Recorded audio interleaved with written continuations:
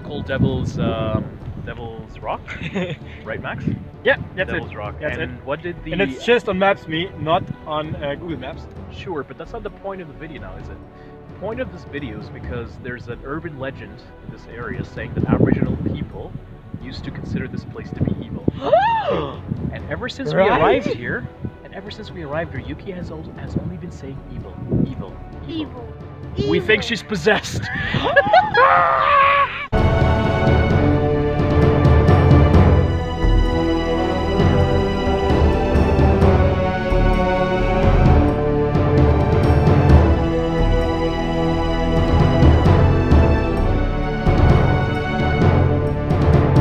Especially seeing it busy.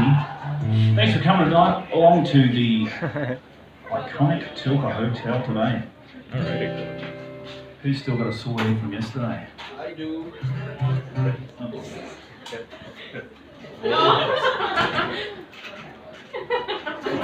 Alan Jackson.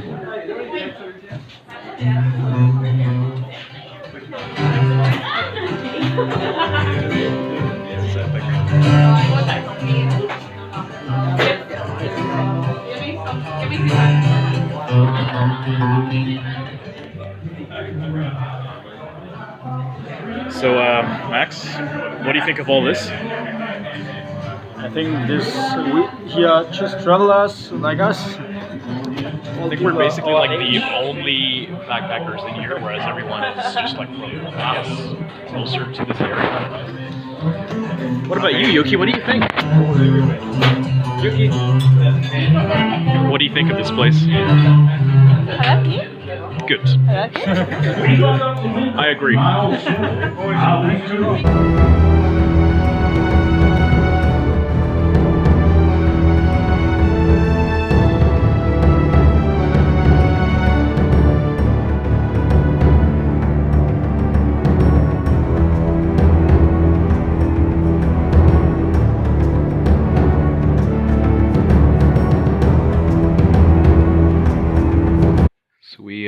We were crossing through this highway.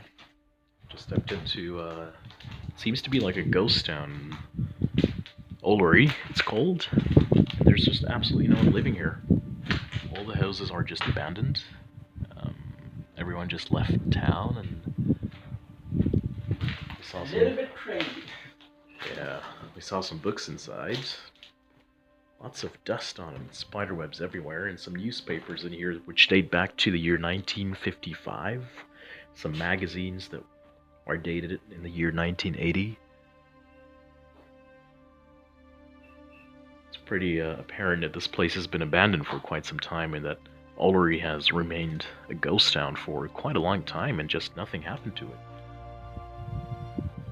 Perfect example of what an outback ghost town looks like.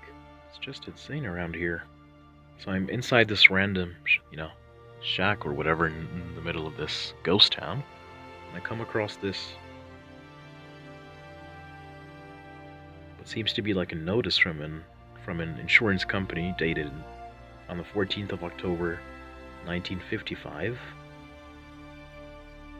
We wish to remind you that under the mentioned policy expired on the date shown below. We presume you have overlooked the matter and require renewal. If such is the case, we look forward to receiving your remittance for the premium stated at an early date. £1,500. For some reason it's in British pounds. They used to use pounds back in the day? I don't think so.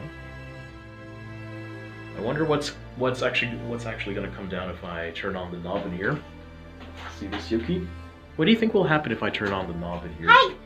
Do you think water will actually come down? Try it. No. I dare not to.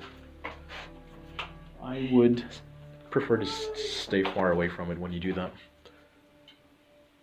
Yuki's braver than me, or maybe not. Cold. Ah, I can't. Best just leave it the way it is.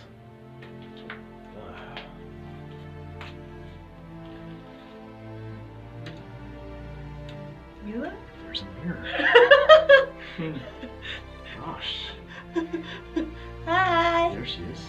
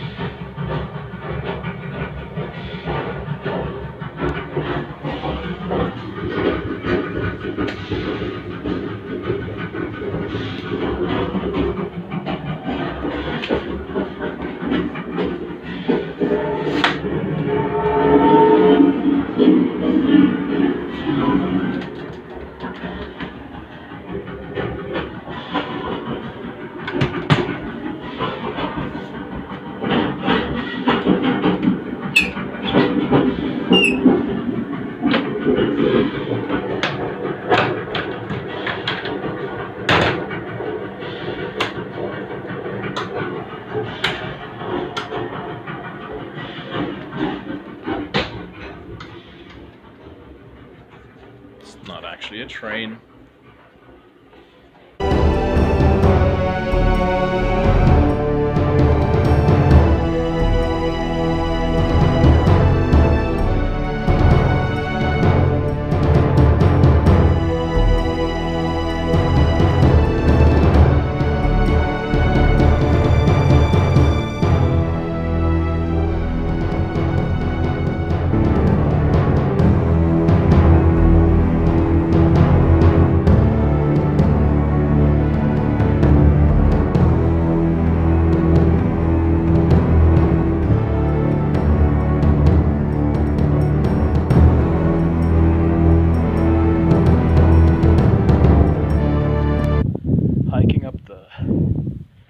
St. Mary's Peak trail. It's been almost two hours now or so. Me and Max are up there. And we're almost at the peak right now. With some extraordinary views of the Flinders Ranges. And the hike is a bit strenuous. Some degree of climbing is involved. Not just steep hiking. Steep hiking is pretty much the norm here. Can get pretty tiring, but it's just worth every second of it. See you at the summit.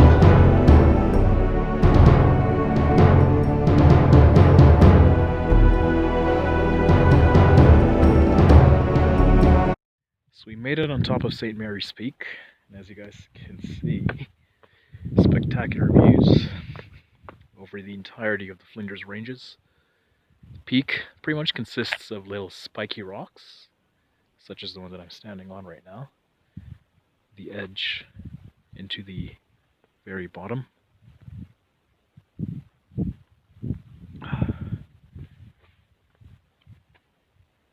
The views just continue on getting better and better the more I turn the camera, really. But yeah, that's the highest point in all of the Flinders Ranges. One of the most iconic national parks in South Australia.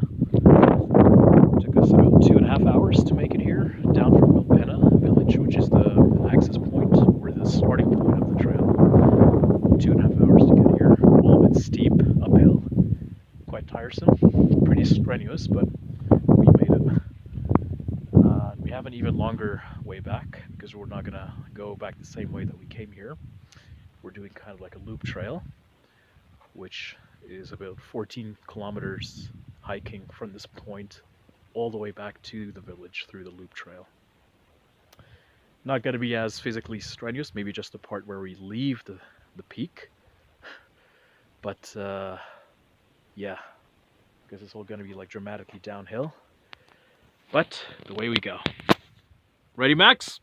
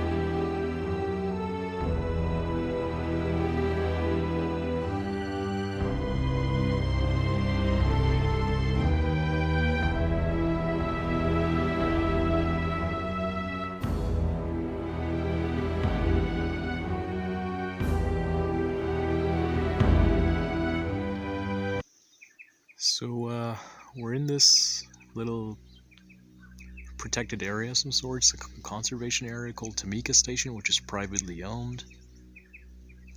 They permit people to camp here for a fee. And the area is just absolutely spectacular. I mean, it's just unlike any other landscape that I may have seen all over Australia in a way. It feels so alien, like all these quartzite looking rocks. Definitely very eccentric looking and just different. Not an everyday campsite that you go to, and the wildlife here is just so ever so prevalent and is so rich. I think like the collection of all the Australian wildlife pretty much reside in this little conservation area, or Tamika Station as they call it. There's a plethora of kangaroos hopping around, a koala just chilling up there, different bird species of different colors and shapes and looks, and trees seem dry but on green landscape. And Max as well is a unique aura in these lands. But yeah, definitely go to Tamika Station in gosh, you can see or hear the birds in here. I don't even need to do much, but just record and you'll find or hear something that you don't normally hear every day. So this place, Tamika Station, just keeps on getting more special by the second, really. So out here in this random field, no signs, nothing to indicate that there's something special to be seen here. But all of a sudden, when I record behind me, I see this little hut. Yeah, this little hut in the middle of the Tamika Station. Just nothing. There's no trails, there's nothing to indicate that there's anything in here. So when we've arrived to this hut, we've seen the door on here, this sign. We would assume it would have said entry's not allowed, but actually it says open, please enter. Ensure that the door is shut when leaving, thank you. So we're gonna do just that. It's a bit dark in here, but when you enter this little hut, you see how the people here used to live like over 100 years ago, or even more than that. Makira, settled by Adam Borthwick and family, 1842. That's the other second bedroom in here. Seems to be the family or the younger kids were staying in here, and you can even see there the Borthwick family. So they seem like two children, two girls. Assuming this is the room that they were residing in.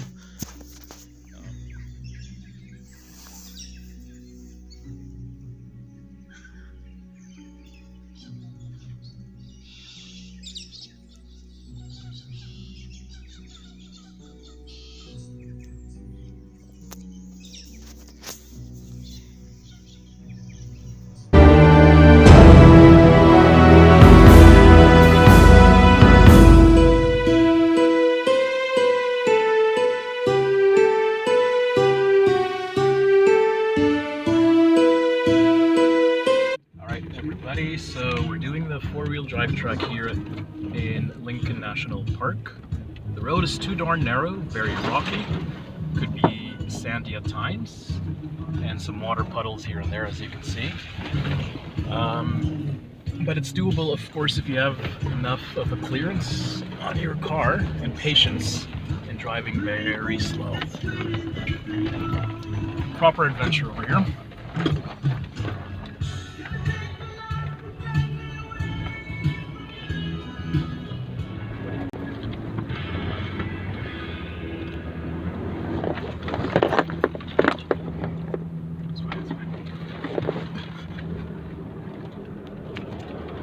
Max is enjoying his time here with me, and I'm enjoying my time as much as he is. But no, this is our first four-wheel driving, proper four-wheel driving experiences. It's a mix of rocky terrain and soft sand as well. And some very bumpy roads, as you guys can see and feel. Lowering your tire pressure here is essential, down to at least 25 psi. And yeah, many campsites here in this Coffin Bay National Park. I mean, this is a 4-wheel drive track only kind of national park. Aside from that, you only have a few places that you can go to, which isn't very much. But yeah, this is just something that's for a change out of the ordinary. I know that I shouldn't be filming whilst I'm driving, especially under these conditions, but you only live once. So... so yeah. YOLO! YOLO. And we still have a fair way to go to the campsite that Max really wanted to go to. Of course. But the good news is that the last stretch of driving is basically on the beach, so it should be quicker and less bumpier than it is right now.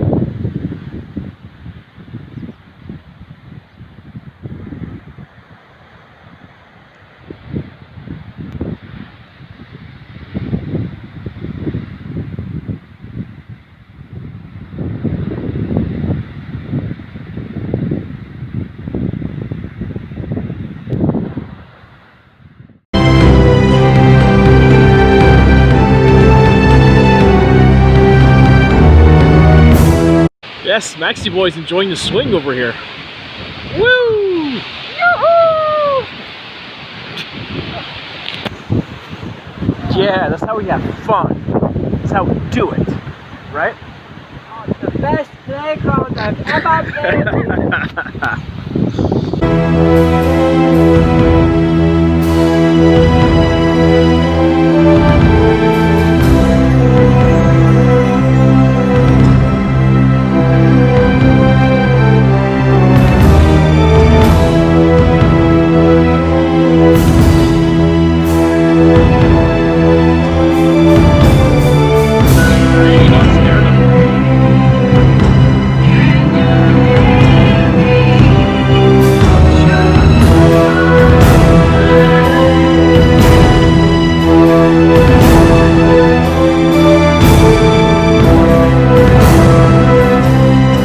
Side. What's on your side, Max? Bedroom. A bedroom. So same in here as well. So as you can see, this abandoned homestead, what it looks to me is that they've just like preserved obviously like the natural heritage of it in a way, so that people can come here and donate some sort of items to make it like a real livable space. So if you really wanted to stay here for the night, you can. I wouldn't sleep on any of these beds for obvious reasons, because there are spiders all over, spider webs and cobwebs, and they're dusty as hell. And in here is the homestead, where obviously people donated a lot of these items, you know, just to make it seem livable and like a homely atmosphere in the middle of nowhere, so that we would be awestruck and say, how can there be a livable space like that in the middle of nowhere? And it is quite sublime, I have to say. Some notes in here if you want to leave some comments. A fireplace, a couch, and some alcohol bottles, the obligatory alcohol bottles, might I add. And of course, the kitchen over here with the retro-style refrigerator. Gosh, unbelievable. This must be from the 1960s at least. And there are actual pots in here. What the hell? Pat and Leisha. So they're empty, no food unfortunately. But free pots for if anyone wants pots, I guess. Some actual kitchen items in here. Tell me there's water. Do you guys want to bet there's water or not? I bet there's not water. No, there's water. So obviously these, the source of this water comes from the outside water tank, which is stationed, I believe, yeah, outside the window. I'm not sure if you can see it. Yeah, you see this little tank outside the window. So this is rainwater, obviously, and it stores water from the rain. Look at this retro style, classic style looking stove. Incredible. Food? Nothing. A shovel.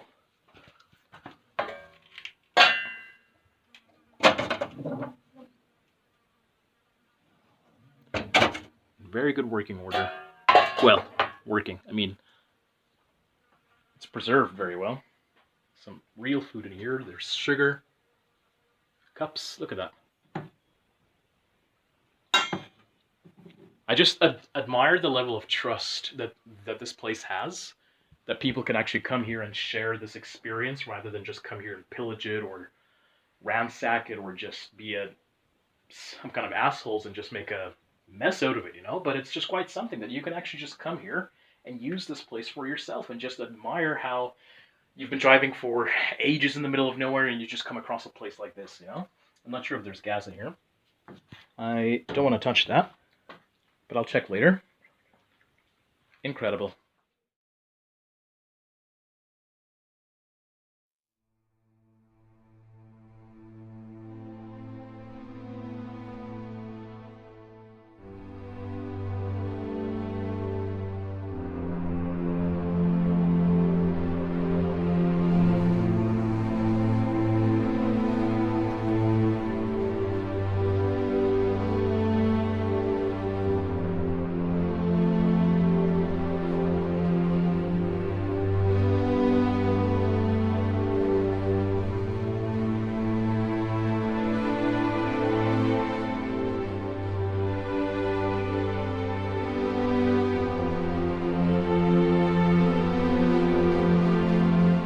Hanging up there, Max? All good, and you? Yeah, wonderful. I think it's much better than inside the car. I think so too, because that also actually gives me more space here inside the car. So if you could stay outside, I'll appreciate it. Woo! All right.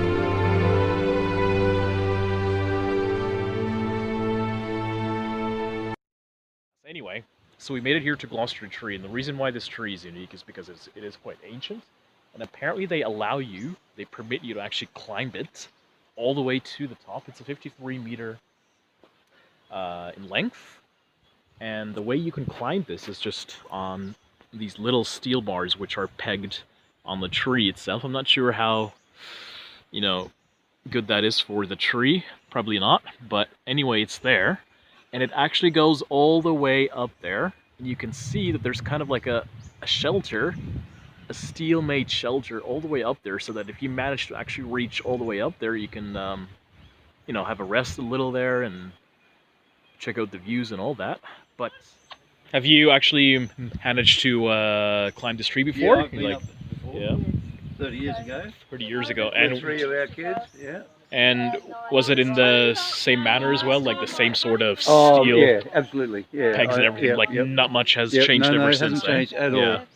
Yeah. I'm pretty sure that the cyclone guarding that's Yeah. there was there, because I wouldn't have Was it felt there as happy well? without it. All right, yeah.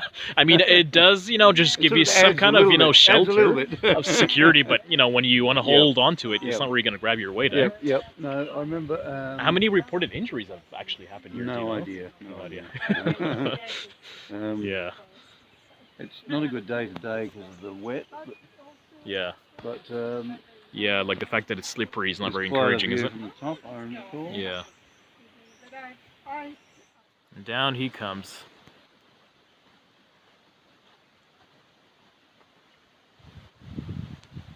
All the way down here. And all the way top. Top. I mean, it is just like climbing a ladder, but, you know, when you see the distance behind you, things do change. It doesn't feel like a ladder anymore.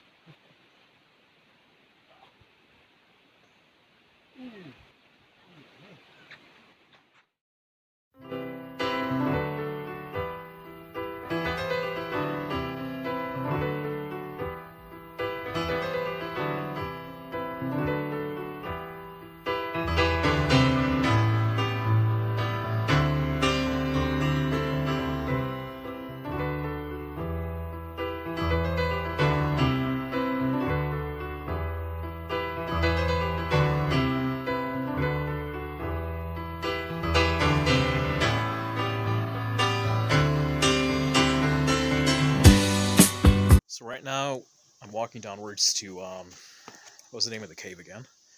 Calgardup Cave, just right here, in the Margaret River area where, you know, basically where all the caves are at. So the types of caves in here are kind of like divided into two sort of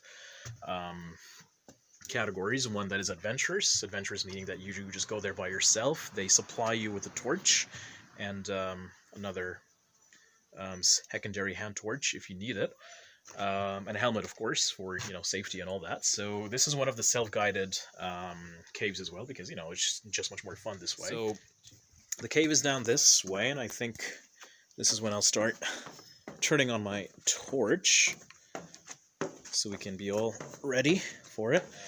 Definitely an exotic place to visit. One of the main reasons why you should visit Australia is to actually visit this whole area that is full of those caves in here.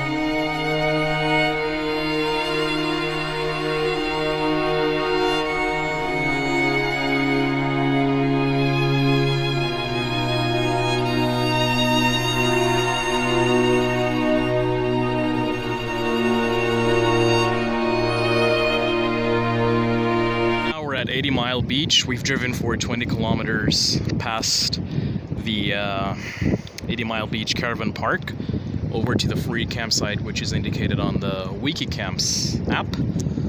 And that's the area back there behind the sand dunes is where we're gonna camp for the night. We've driven for 20 kilometers on the beach, and now we're gonna enjoy this beautiful sunset.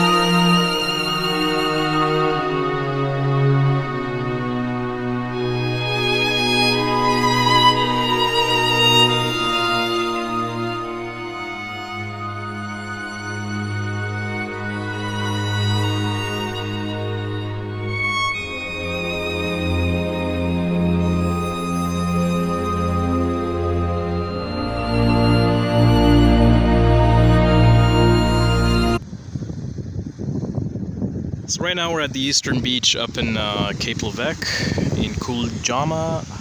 Pretty sure I just pronounced that wrong. The Kuljama campsite area. Beautiful beach here with just dazzling white sand that's so soft and just makes everything looks even more spectacular.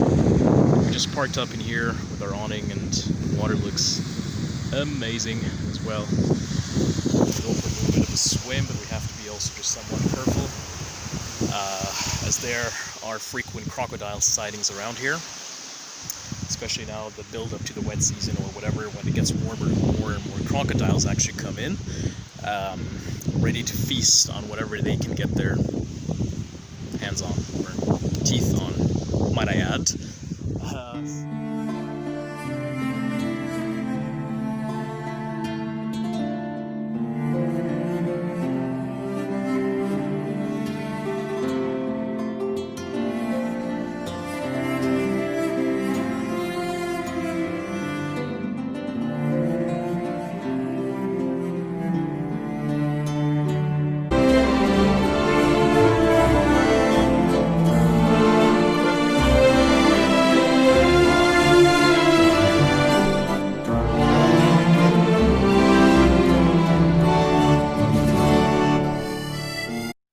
By the Wharfinger House Museum over here, which is gathers like a collection of very random items that are significant to the history and formation of Derby.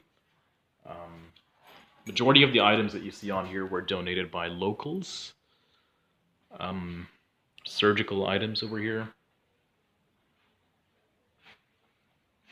Blenders. Piano, which actually is working quite well. I was just playing some random tunes on it. The Aviation Center, I think that's what they used back during World War II when the Japanese were raiding the north coast of Australia. Seems to be like a canoe over here. An old man's chair. And these guys. Yeah. So what did you guys think of the museum here so far? We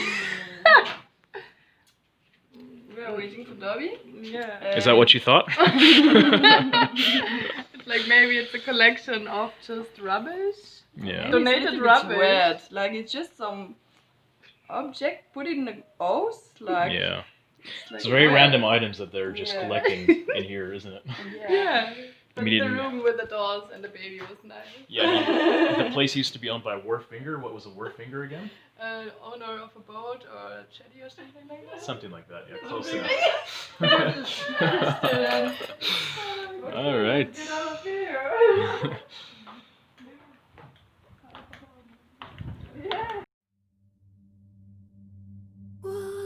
asleep amidst the trees.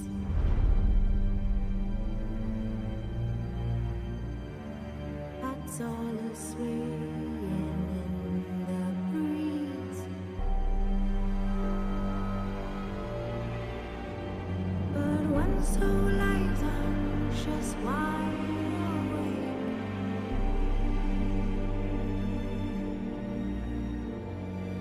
Fearing no manner whose hearts are raised.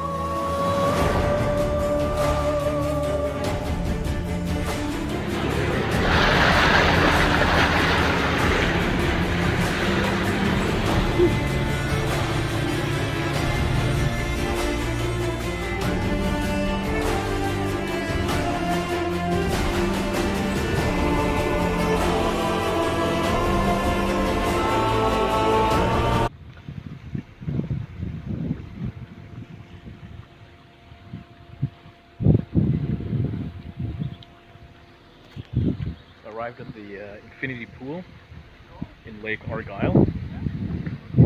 Finally some time to unwind a little bit. And I hear the water is cold, which is exactly what we need. So that should be quite the change. Woo!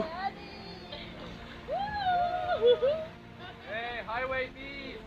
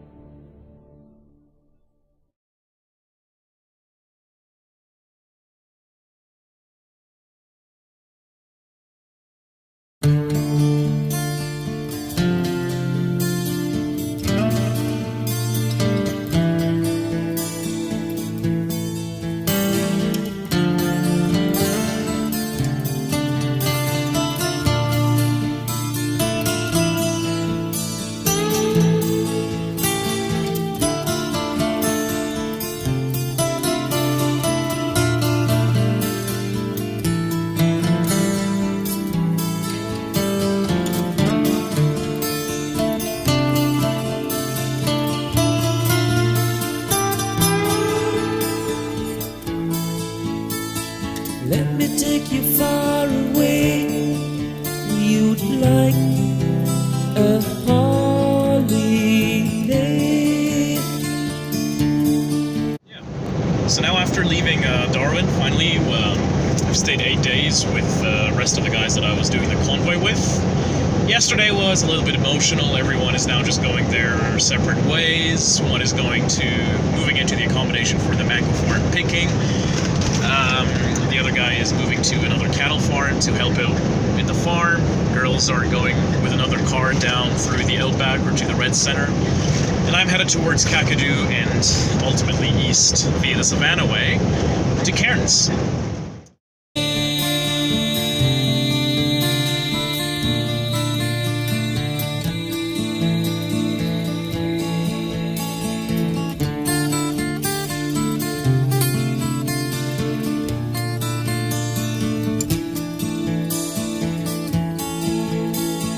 Let me take you far away. You'd like a holiday. Let me take you far away. You'd like a holiday. Exchange your troubles for some love. Wherever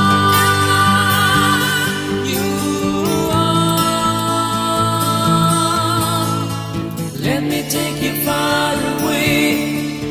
You'd like the holly.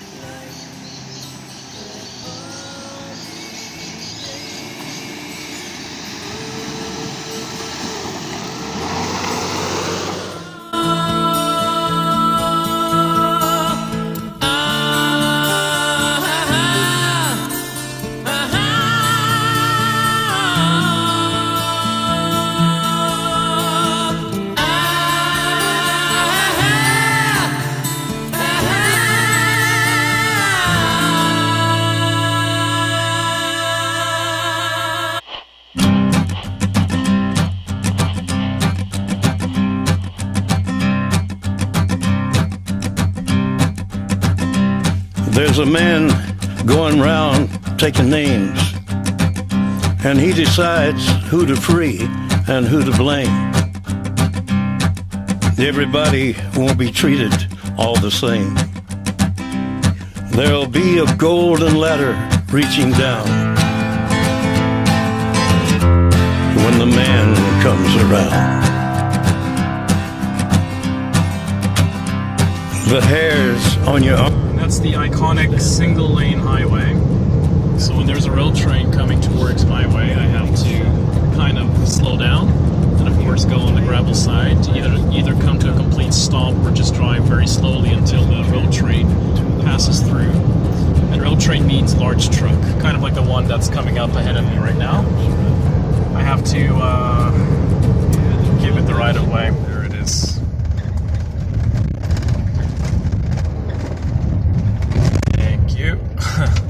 So that was more of a truck,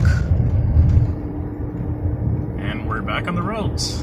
The excitement of a single lane highway, which will then eventually become all unsealed. So I made it out to Baralula, which is like a small little Aboriginal community, and it's now sunset. So yeah, not very different than all the other Aboriginal communities that I've seen so far here in Australia, but the people seem to be friendly, at least at the fuel station. The lady was very nice. And now I'm gonna start the unsealed section of the Savannah Way. I'm gonna drive for 60 more kilometers to Barren River, which apparently there's a nice campsite there. So before we start the unsealed section of the road, we're gonna deflate the tires to 30 psi or so, and drive on to the river. It's a bit late now, the sun is setting, but I'm hoping to make it before it's completely pitch dark. So let's do this. And the unsealed section of the Savannah Way begins. It'll be like that for a good, I don't know, 600 kilometers or so, all unsealed, until Burtontown, and that's in Queensland. And the first roadhouse with the fuel station is 320 kilometers away, and that one is called Hell's Gate. Aptly named, I must say. Whoever is filthy, let him be filthy still. Listen to the words long written down when the man comes around. Hear the trumpets, hear the pipers, 100 million angels singing. Multitudes are marching to the big kettle drum. Voices calling, voices crying. Some are born and some are dying. It's Alpha and Omega's kingdom come. And the whirlwind is in the thorn tree. The virgins are all trimming their wicks. The whirlwind is in the thorn tree. It's hard for thee to kick against the pricks. In measured hundredweight and penny pound, when the man comes around.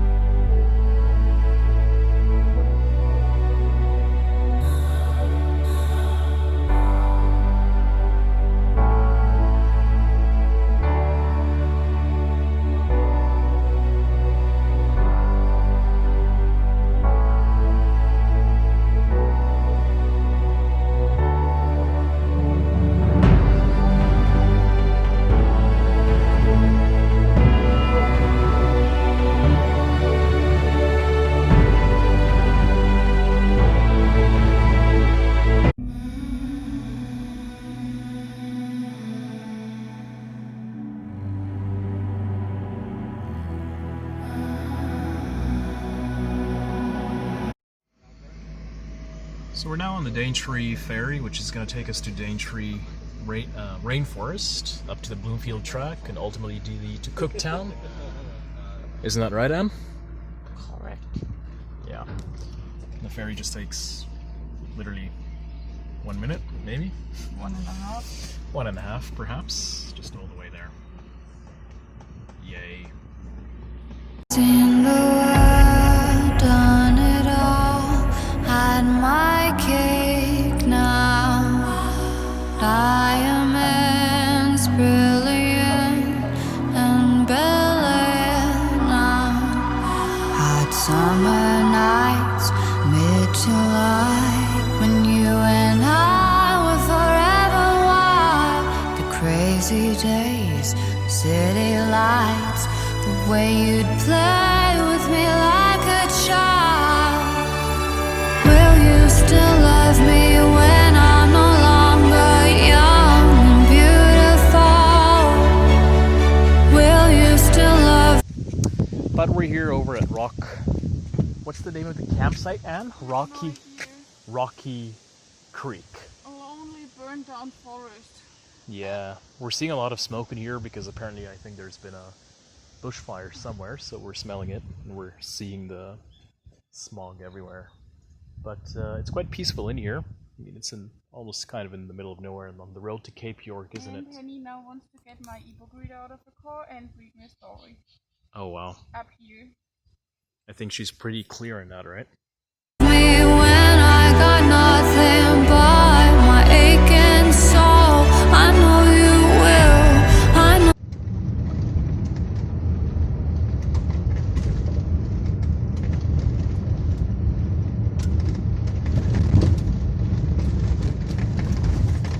You will. I know that you will. Will you still love me when I'm no longer beautiful?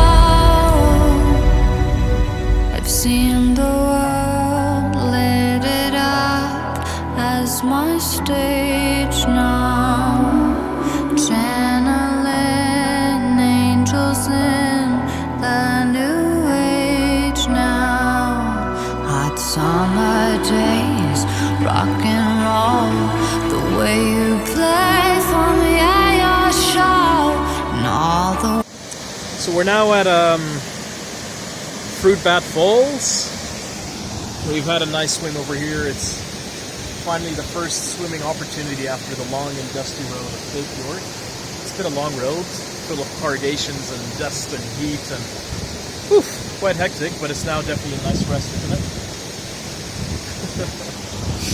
And we're now just going to go to another set of falls, which are not too far away from here as well. It's maybe like another 20-minute drive or so, on the iconic Old Telegraph Road, which we have taken the bypass road instead. But yeah, it's just beautiful over here. And we're seeing a sky of smoke over there. It seems to be a small ensuing bushfire, which is pretty standard for these parts. So away we go. Ways I got to know your pretty face and electric soul. Will you still love me when I'm no longer? The old telegraph track just after Elliott Falls, and this is one of the first free crossings that you come by. And it's just quite shocking, you know, for those who haven't done a lot of extreme four-wheel driving. So the water here, for instance, it just goes deep inside these little water holes and potholes, and it's just too risky, too risky in here. You also hit your bumpers, and then the rest of the road here goes into more boulders and everything, and you just never know what lies ahead in this road. So we're just going to turn back, unfortunately, take the more conventional route.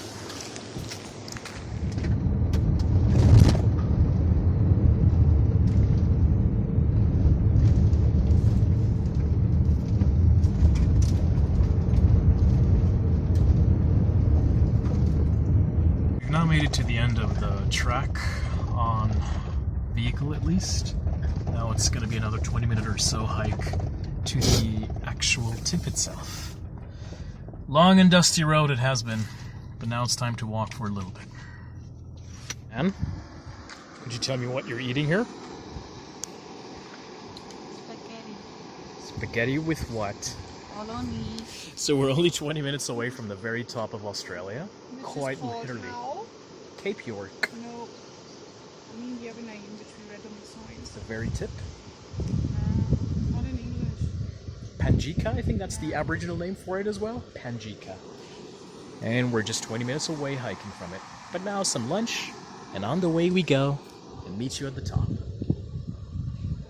So we're almost at the very tip of Australia, only a 20-minute hike from here. And now we're just by the beach after having some lunch. And the water is warm and beautiful. Swimming, of course, is not very advisable because of the presence of crocs, and unfortunately at this time of year is also when the poisonous marine stingers come floating around in the waters, just waiting for their first victim to poison. So yeah, swimming is not very advisable here, even though it's just... the water is as inviting as it can get. And it's so warm, it's incredible. But yeah, not worth risking your life for a good swim, I would say. But yeah, this is just one of, well, the only spot in Australia where you can actually say that you can see another country from far away. And I think we're going to be able to see Papua New Guinea once we hike all the way up to the tip, which is a 20-minute hike, as I said. And then from there is where we can see far away, like the very shade, or in the horizon, you know, just the cliffs which formulate the country of Papua New Guinea. Will you still love me when I got nothing but my aching soul? I know you will, I know you will, I know that you will. Will you still love me when I'm no longer beautiful? Dear Lord, when I get to heaven, please let me bring have it, folks. At the northernmost point of the Australian continent, I can officially say it's been reached.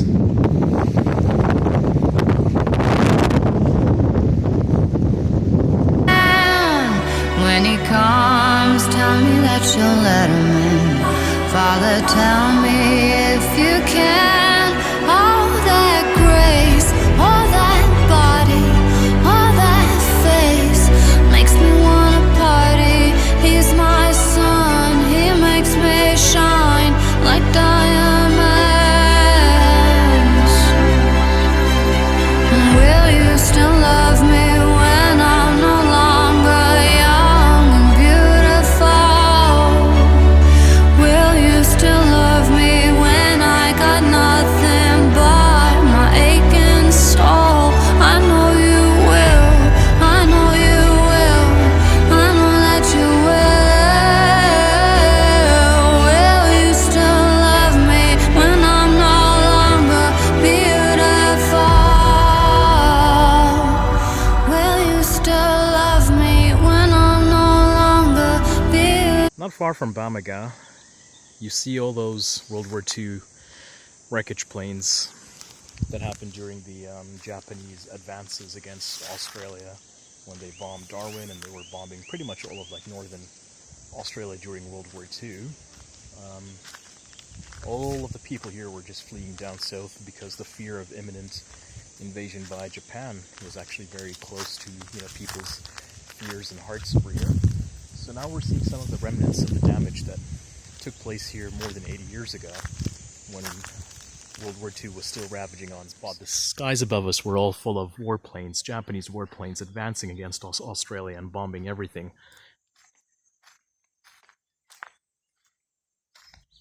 Will you still love me when I'm not young and beautiful?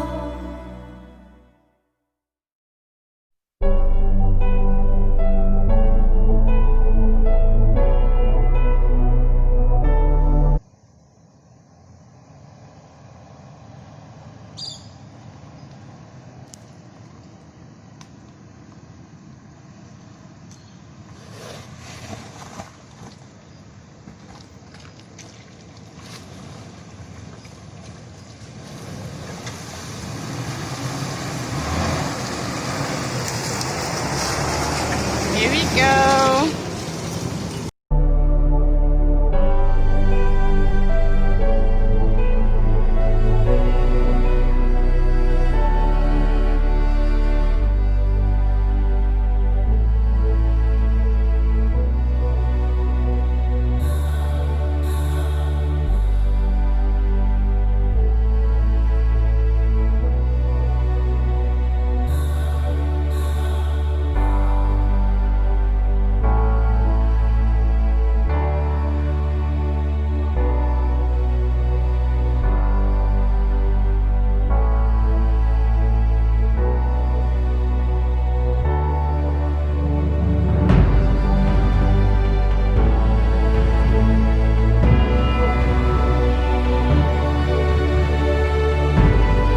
Out here to Chile Beach, and it's just our own little private paradise in here. There's absolutely no one around here.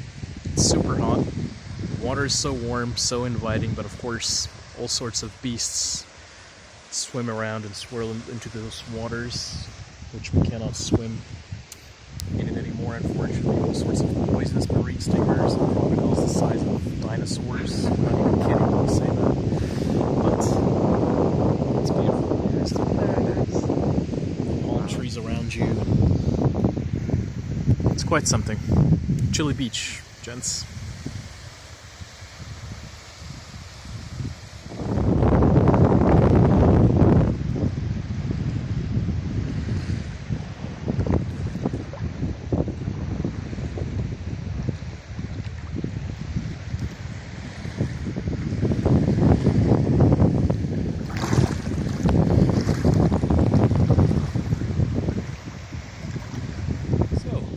Found here. Or actually, Anne found something here for us.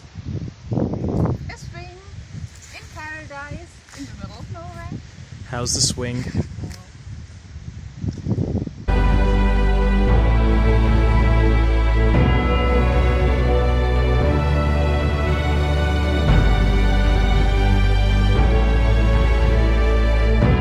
Could you tell me what we're seeing over here? I see the sun and nothing else is there. But that's African tableline and I like it. And I'm not in a bad mood at all.